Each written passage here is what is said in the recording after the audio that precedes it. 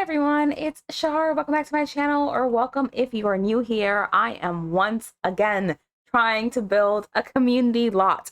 Listen, I meant to post this video a little bit earlier on in the week, but I started a new job in case you missed my last video, and this is my third week, and it was really busy. When I tell you I had about 27 meetings in 2 days. I had 27 meetings in 2 days, so thank you so much for bearing with me. I know a few of you are new here, so thank you so much for subscribing. I am working on my save file because I am completely obsessed with it, and I decided to rebuild the Willow Creek archive. Rebuild, by which I mean completely bulldoze and build again. I had this vision of almost, if you've seen the Trinity College library where they have like the 2 stories and it's just like all like little cozy nooks of books. That's what I wanted. But then I saw this image on Pinterest of a more modern looking library, and it honestly reminded me of my college library. So I decided that I was going to build it instead. Originally, I wanted this to be a spot for like teenagers and college students, but the build kind of took a life of its own. And I decided it's in Willow Creek and it's actually right next to a playground. So there's a really big children's playroom section, really big. It's the biggest room that is actually a room within this library for children, and in the backyard, oh my gosh. Look at me talking as if I'm building a house. They have little greenery area at the back of the library. There is a movie tent with like s'mores making, because of course a big part of libraries is also hosting community events for people to come and attend. And this library has a bit of a focus on children. I really love how it turns out. I think it turns out so much better than what I had in my mind. I just really doubted my ability to recreate this lot, but thankfully it went well. Unlike the book I was listening to while I was building this library, I'm doing a bunch of buddy reads, and if you don't know what a buddy read is, it's essentially when you and a friend decide to read a book together. One of the books that was chosen was Some Desperate Glory, which I got a special edition of, not because I wanted a special edition of it, but because I have an Illuma Crate subscription, and you don't get to pick what the book is. So I started listening to the audiobook for this book, and when I tell you the main character was so fucking annoying, she was racist, homophobic, sexist, transphobic, like literally just a vile, cruel person. It was like, you want me to sit here and listen to this girl? Absolutely not. I know the whole point, the premise of the story is that she's supposed to like turn around and have this realization that she's a shitty and terrible person and tries to be better, and like love that for her. Did not want to read that. So instead, I read the other read book. Look at me just telling you about what I'm reading, but what else am I supposed to talk about? The build? As if. I'm kidding. But I was reading the Jasad Air, which, unlike Some Desperate Glory, was really fucking good. If you like good for her novels, if you're here for a badass female main character, if you are here for two people who kill other people, you know what? Let's just not talk about that. If you're here for the mythology elements of it and the fantasy elements, read the Jasad Air, because the Jasad Air is really fucking good. Now, with that said, I'm gonna go back to the build, and while there are technically some aspects of the build that do annoy me, like the fact that the bookshelves, even though they snap to the wall height, clip through the ceiling. Let's not pay attention to that. And I centered the lights downstairs, but you can see that they kind of float because they're not attached to any ceiling. I decided I didn't care about that either. I don't care. I wanted it to look good for the room that you're in. This is the cute little kids room that I was telling you about for the kids to go in and read. I modeled it after like so many of the kids sections of libraries I've just walked into. I have young family members, and they're always like either super bright and colorful, or they're regular, but they have a bunch of kids' toys. I said that this library, because it's in Willow Creek, had the budget to be super bright and colorful and have all the best toys and like these beautiful tables and special bookshelves. That's kind of the whole theme of the library. It's a classic library, but a very well-funded library, just because the residents of Willow Creek prioritize funding for the library. It is an integral part of the community center. Do I think I'm good at building community centers? I'm not sure. I think this turned out better than expected, but the whole point of me making my own save file is truly just to get better at building. I've said this before, but you do not get better at things that you do not practice. So here I am practicing building. And honestly, when it comes to my save file, I really am just going in and I'm creating the kind of lots that I want my Sims to go to.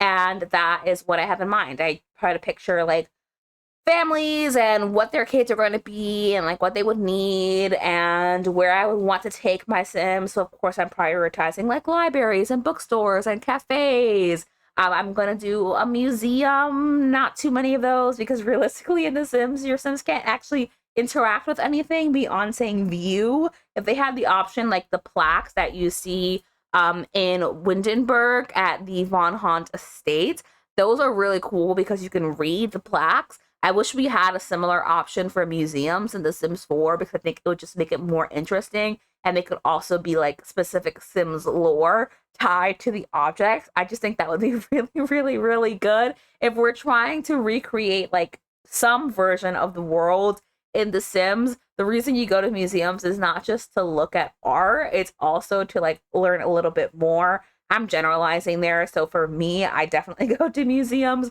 to learn more about the pieces that are in the museums. I don't go very often though, because museums, you know what?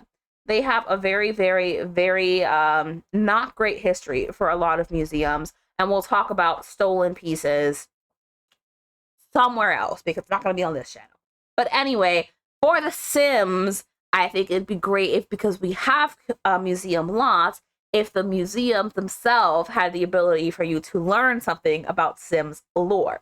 Anyway, I include a lot of Discovery University in this pack because I want to have the research machines, because for some of the legacy challenges that I play, there is the requirement for you to get your research and debate skill up. And like, yeah, you can do it at the library, but I usually don't want to send my Sim, sorry, you can do it in the mirror, not at the library. That's the point of me building this library. You can do it in the mirror, but I don't want to send my Sims over to Brightchester either. So I wanted to have some research machines outside of Brightchester. So say that my Sim maybe had a small child, specifically thinking of Whimsy Stories Generation 2 here. That small child would need somewhere to play. So that is why I created it. And I also created this beautiful little reading nook in the back corner of this second floor. I really do just go floor by floor for these libraries, or for this library. I really love how this little reading nook plays out. Obviously, this is in my imagination, but all of The Sims is in your imagination, okay? Having your Sim go and sit in one of the little cozy chairs. They're right outside of the kids' room. Maybe their kids inside the kid room playing, and they just want to sit down and read for a little bit. You just sit down, sitting in your little cozy chair. You have a little coffee table next to you. You can put down your drink. Speaking of, I wish we had multifunctional lots, because how awesome would it be for this library to have somewhere where you could also purchase drinks or have some kind of gift store, museums where you could shop, and museums with cafes and restaurants, because, you know, real life, that usually is what is there. I want multifunctional lots so bad, like a bed and breakfast that could also operate as a bar or also operate as a restaurant. I think I'm asking for too much, but it's because I think that how The Sims populate depends on what kind of lot it is. That's why you choose what kind of lot it is. But if Sims populated based on the objects on the lot, how cool would that be? Like if you had a chef station and a waiter station on that lot and it was marked as just like a community lot, then a chef and a waiter would show up to the restaurant or to the lot. Or if you had a chef station and a waiter station and a bar station and a retail station, the Sims just generate by that specific item because you need those items for those specific lots. I think that would be really, really cool. I don't think we're ever going to get that, quite honestly, but I do think it would be cool. In other Sims news, I am recording this on Friday, September 8th, the day that you are hopefully watching this video, but you could be watching it on Saturday because it is very late everywhere but the Pacific Coast. What I think would be really cool, I totally just lost my train of thought here. Nope, totally lost it. Don't know what the hell I was saying. Oh, yes, I do. The kits released, the brand new kits. Typically, I don't care about kits, but on the occasion, there's a kit that releases that I'm excited about. So my last kit that I was excited about was obviously the Book Nook kit, what you can see me using very, very heavily throughout this video. The other kit that I'm actually super excited about is the Modern Luxe kit. At first glance with the promo images, it was kind of reminding me of vintage glamour in terms of just like some of the decor style. I thought vintage glamour, but just a little bit more modern. But I've seen some TikToks and like some overview of the items, and I can see some similarities, but I do not think that they're the same pack at all. I think that this pack really truly speaks to its name, modern luxury, and I love it, and I would love to build with it. I have specific apartments in mind. I'm going to hold off because, my gosh, is the Sims game so goddamn expensive. When you think about how much each individual pack is, how much each expansion, game pack, stuff pack, rest in peace, and kits are, oh my gosh, the amount of money you could easily spend on The Sims 4. But the Modern Luxe kit is a kit that I could see myself using very, very often. Just like I use this kit that you see here in the backyard. Like, what wasn't backyard stuff? What am I saying? Desert Luxe? That kit was free. Love that kit, obviously. And then, of course, the Tiny Campers kit, whatever the kit name is, for the kids back stuff like that you see here with like the little rocket dollhouse and the s'more stuff and the pillows and the sheet and the tent and the movie thing. All of this stuff in the back is from kits, and I think that those items are really, really, really good. The whole idea of kits is that you're supposed to find like the niche that you want. Do I believe in packaging only a few small items and charging $5 for it? No. You can quite honestly get CC for free if you are on PC. Sorry if you're on console.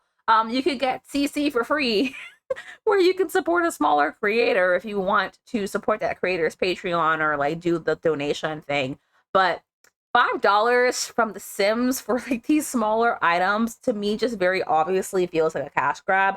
But I am a consumer and I am suckered into these packs very, very often. But I don't have every single kit, but I do think I will get the Modern Luxe kit, so you can look forward to a build in the future. With that said, we are getting to the end of the video. I end up spending so much longer on this build than I ever intended to, just because I got sucked into it. I decided that I really wanted to put like little tiny details from the stickers on the mirror in the bathroom to the full-size bathroom with the shower and the towels above the sink, to the computer lab area that you walk into, to the little decor pieces on the tables, the specific dining tables that I choose, the colors of the books on the shelves. All of these things I just put a lot of attention into. The window placement from the exterior might be weird. I don't know. It looked fine to me because I also have like these massive trees in the front. But I decided that for my builds, because this is mostly for me, it is for my game, it is for my safe out, it is how I want to play. I don't really care if the windows look bad from the exterior. I mean, like, obviously, if they look crazy, I'm going to be mindful of that. But I'm prioritizing how the windows look on the interior and how I want those windows to look from inside the build. The final objects that I place upstairs are the chess tables because it is a library and you do need chess tables at the library. The one thing I wish this build had was definitely like read like actual like debate stands, because if your sim was like part of a debate team, you just have to go somewhere else. You won't go here. I prioritize this for children. And the final pieces that you can see me spending a lot of time on are just like the little storytelling elements, hanging up your hat and coat, having hand sanitizer stations. We're going to have the pride flag on the wall, the sign at the front of the lot, changing the color of the paintings inside, changing the color of the flower pots outside. Like, very just things that I put thought and effort into. I do end up moving the door because I want it to be centered between these two pillars. It looks a little strange from the inside, but this is perhaps the only example of when I prioritize the exterior look over the interior look. But this is the end of the build. I'm just going to place some trees. As always, thank you so much for watching. I appreciate every single one of you who watch my videos, who subscribe, who like the video, who take time to leave a comment. I really, really appreciate it. I'm going to leave this in its raw format. So hello, welcome to the unedited version of this voiceover. And I'm going to see you in my next video. Bye!